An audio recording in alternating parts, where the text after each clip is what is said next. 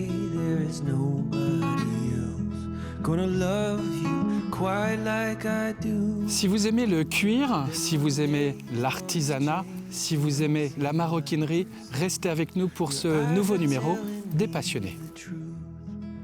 Living with these pins and these needles, this heart keeps believing it knows which way to go. Qui es-tu, Laurence? Alors moi, Laurence Boursereau, j'habite à Rive-de-Lyon, en Vendée. Je suis maman de 2 enfants, de 19 et de 14 ans. Et je suis arrivée à Rive-de-Lyon en 99, parce que j'adore, j'ai toujours aimé la campagne, puisque j'ai été aussi élevée en campagne avec mes parents. Dans quel coin? À Nieul-le-Dolan. Pas très loin. Pas très loin. Voilà, et puis avec mon chéri, ensuite on a trouvé ce petit coin de paradis à Rive-de-Lyon où on se sent très bien. Alors si on est venu à ta rencontre, Laurence, c'est parce que toi tu es passionnée par le cuir. On va naturellement y revenir, mais avant que cette passion devienne un quotidien pour toi depuis des années, tu as connu d'autres univers professionnels. Tu as été longtemps, on va dire, dans un univers très différent. Raconte-nous un peu, je crois que tu faisais de la programmation, c'est ça? Voilà, j'étais analyste programmeur pendant 23 ans. J'ai commencé en tant que prestataire de service, donc je voyageais énormément. Puis je me suis posée à La Roche-sur-Yon. Et au fil des années, après avoir eu mes enfants, j'ai eu envie à un moment donné, voilà, de changer de vie, changer de métier. Puisque analyste programmeur est un métier plutôt intellectuel et je voulais revenir à un travail manuel en fait. Le côté manuel, le côté artisanal, c'est quelque chose qui t'a toujours plu, toi déjà? Oui, j'ai toujours aimé beaucoup faire les choses par moi-même, que ce soit la cuisine, le jardinage, dans ma maison, le textile. J'ai commencé dans le textile au départ, autodidacte. Et ensuite, voilà, m'est venue l'idée du cuir, puisque j'ai toujours beaucoup aimé cette matière, de par mes voyages au Maroc, où j'ai découvert le bel artisanat marocain. Et rapidement, j'ai eu envie de devenir maroquinière. De te lancer? De me lancer. Du coup, j'ai fait une formation au Haras de La Roche-sur-Yon pour apprendre les bases du métier, donc avec tous les outils manuels. C'est comme le métier de céleri-nageur, mais on travaille des produits différents, on crée des produits différents. Qu'est-ce que tu aimes, toi, dans le cuir, Laurence? Alors déjà, le cuir sent très bon, toujours. Et surtout la texture. Il existe plusieurs textures différentes, mais ça reste doux, souple, agréable au toucher. Et on peut faire une multitude de produits, en fait, avec cette matière première, en fait.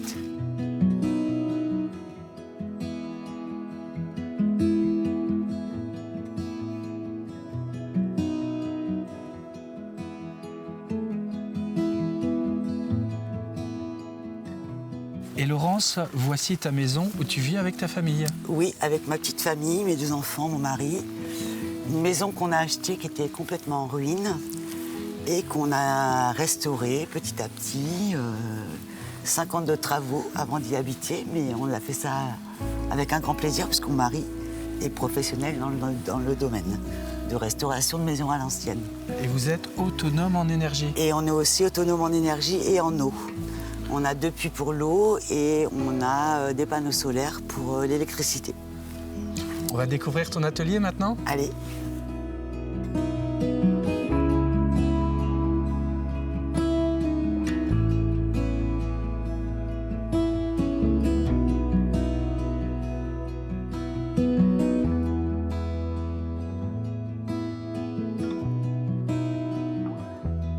Laurence, tu conçois des sacs, des sacoches, des étuis, des ceintures.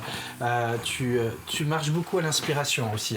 Tu as des clients qui te demandent des choses que tu personnalises, tu bosses sur commande, mais à partir d'une matière première que sont ces cuirs avec pas mal de diversité, finalement. Oui. Je travaille avec 2 types de cuirs. Alors, des cuirs plus fermes et des cuirs souples. Beaucoup de cuir au tannage végétal, c'est-à-dire à base d'écorces d'arbres, de feuilles, tout ce qui est végétaux, qui est moins polluant en fait, le tannage végétal. Là, on peut voir différents types de cuir, plus ou moins épais. Comment tu les choisis, ces cuirs, avec des fournisseurs que tu connais, qui travaillent bien, qui viennent souvent d'Italie, parce que je crois qu'il y a une réputation là-bas. Oui, oui. Des cuirs italiens ou cuirs qui viennent du Portugal. Donc c'est des cuirs de très haute qualité, surtout les cuirs italiens. Et on arrive à justement retrouver, le but c'est de retrouver toujours les mêmes cuirs en suivi, avec la même teinte, la même qualité surtout. Nous sommes, Laurence, sur de la peau de vachette, il me semble, bien souvent, mais pas totalement. Ici, je crois qu'on a d'autres animaux. Là, par exemple, on a de l'agneau qui sert à faire quelques petites pièces de petite maroquinerie, des porte-monnaies, des portefeuilles, ou qui peuvent servir en double pour faire des doublures. Ou alors, comme ce cuir-là, qui est un cuir de veau. Donc pareil, quand on le touche, on voit sa douceur. C'est toujours une matière très très agréable au toucher. On se rend compte de la souplesse et de la solidité aussi, en fait, on le sent. Mais oui, là ça se rapproche un peu du daim derrière, là. Oui, oui. Laurence, entre un cuir souple et un cuir plutôt rigide, là, il y a vraiment un processus différent dans la partie tannage. Hein. Oui, exactement. C'est le tannage, là c'est le même cuir, c'est un type de vachette, comme celui-ci. Mais c'est le travail du tannage qui fait la différence de texture et qui le rend souple, en fait. Ils sont teintés dans la masse. Ça veut dire que la teinture ne va pas bouger, vous voyez, autant teintée en dessous que sur le dessus du cuir. Tu choisis les épaisseurs ? Oui, mais j'aime bien aussi demander à mon fournisseur de parer, c'est-à-dire de désépaissir le cuir pour me permettre de faire d'autres types de pièces, genre la petite maroquinerie ou des étuis à téléphone. Alors, ce que tu aimes aussi dans le cuir, c'est cette matière qui dure dans le temps, qui est naturelle et qui respire ? Oui, c'est ça, exactement. Et surtout qui dure dans le temps. Mon but, c'est de proposer aussi à mes clients un produit durable. La maroquinerie, c'est un peu de la couture sur cuir, finalement ?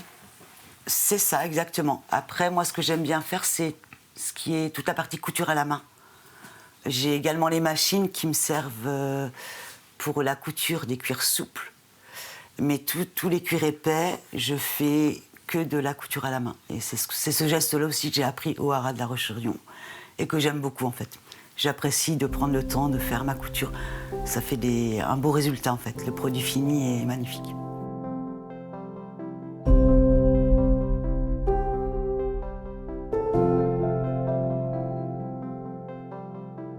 Là, tu es en train de finaliser une commande d'un étui pour téléphone portable qui doit naturellement s'ajuster à la bonne taille du téléphone. Exactement. Je travaille en petite série, où je présente mes produits sur les marchés, donc en petite série.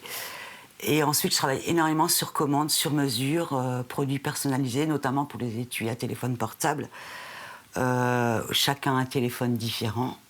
Donc je dois le faire vraiment adapté à la personne et au téléphone.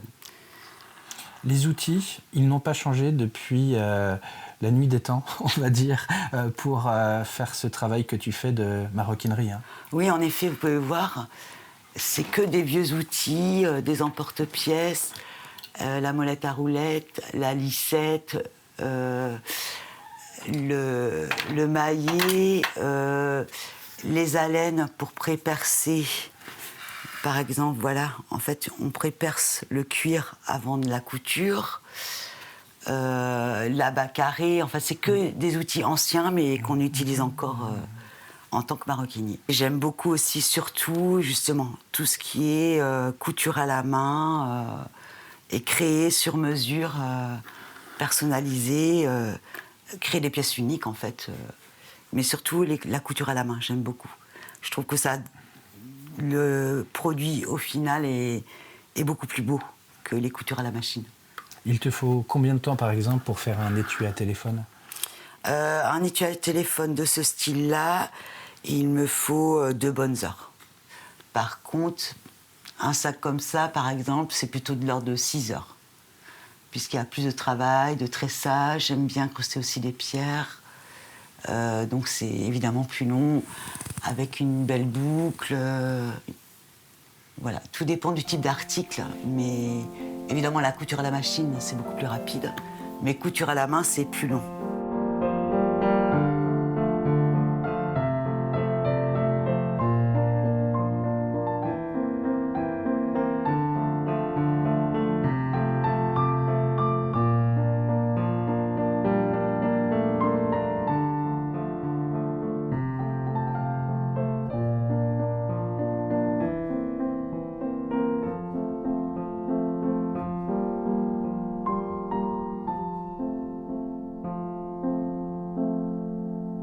Laurence, tes jolis produits artisanaux, on peut les retrouver où, comment? Raconte, dis-nous.